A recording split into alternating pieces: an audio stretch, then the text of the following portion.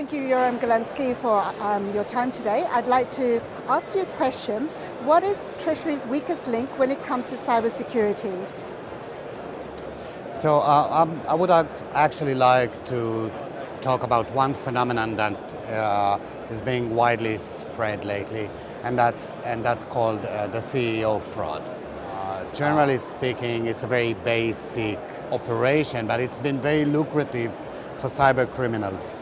FBI published last year their estimation that that fraud alone is responsible for a loss of $2.3 billion in the last couple of years. Now, it relates to Treasury directly, because the fraud, as I said, is very basic, and it involves very few steps. You don't have to be, or the cyber criminals are not being extremely sophisticated.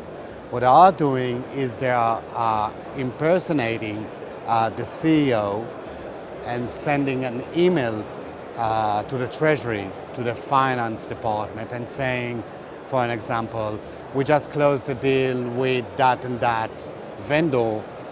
We need to wire 50K in the next couple of hours, and I'm sorry I can't pick up the phone because I'm at meetings, so please wire the money ASAP. Now, Treasury receives those emails, and a lot of the time not asking any questions and saying, okay, that's a good deal, we need to sign on that, we need to act fast, and they wire the money. And that's it. The money has been wired, 50K are gone. Now, 50K may not sound that much, but we know that the biggest CEO fraud was actually accounted for $40 million fraud. So that's a lot of money.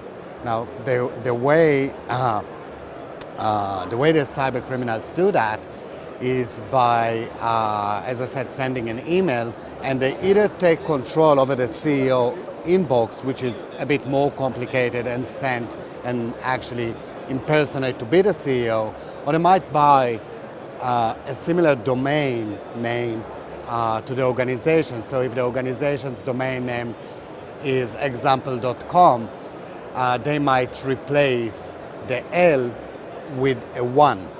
And now when you look at it, it looks pretty much the same. Now the more sophisticated would actually follow up with a phone call, let's say from the auditing firm, KPMG, for example, and a call from would come into the Treasury saying, so we spoke with your CEO, you should have sent an email a couple of minutes ago. We are from your auditing firm. We want to make sure that that happens. And what should the Treasury do? I would say the first thing would be validate, validate, validate. Okay, when you receive such an email, try to understand, do you often receive such emails from your CEO? If is that the modus of operandi, or that's very different to what it typically does? The other thing is adopt a second communication channel, okay, in your procedures. So if there's an email for wiring money, a request, follow up with a call. And if the CEO says it doesn't have time, so please text me, okay? Then that's a different communication channel to an email, because a text is personal and does go to your personal mobile. Please text me and verify that you did ask me to do that, if you can pick up the phone. So that would be one thing. Another thing, and that's more on the CybeRisk folks in the organization, is educate. Sit with the finance people, tell them or educate them on what kind of frauds are out in the market, what is the way to counter that. And it's all about awareness. So if you receive that, it should, you should have a red flag, a light bar should be going on and saying, that looks weird, okay?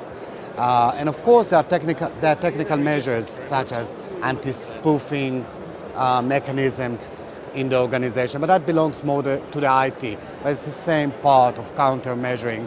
It's almost always a technical measure and awareness, because the weakest links are people. They are easier to fool than machines.